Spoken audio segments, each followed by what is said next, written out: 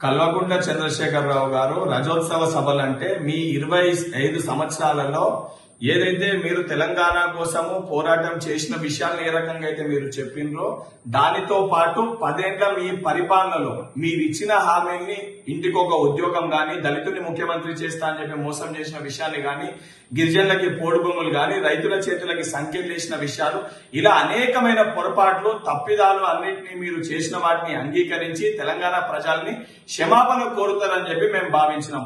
కానీ సిగ్గు శరం లేకుండా ఏ బలుపు ఏ అహంకారం అయితే మీకుండేనో ఆ బలుపు అహంకారాన్ని తగ్గించాలని చెప్పి తెలంగాణ ప్రజలు మిమ్మల్ని నేలకేసి కొట్టినా కనీసము బుద్ధి రాకుండా బుద్ధి లేకుండా అదే బల్పుతోటి అదే అహంకారంతో మళ్ళీ ఈ రోజు మీరు ప్రసంగించడం జరిగింది.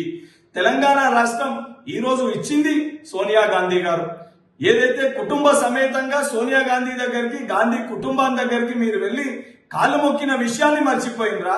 లేదా 10 సంవత్సరాలు మీరు తెలంగాణ రాష్ట్రానికి ముఖ్యమంత్రి అయిందంటే అది సోనియా గాంధీ గారు ఆ రోజు చొరవ తీసుకొని అటు ఆంధ్రప్రదేశ్ లో కంప్లీట్ గా కాంగ్రెస్ పార్టీకి ఏదైతే రేపు భవిష్యత్తు ఉండదని తెలిసి కూడా ఇచ్చిన మాట మేరకు తెలంగాణ రాష్ట్రాన్ని ఇచ్చిన గాంధీ కుటుంబాన్ని విమర్శించేది కొంచెమన్నా సిగ్గు ఉండాలి.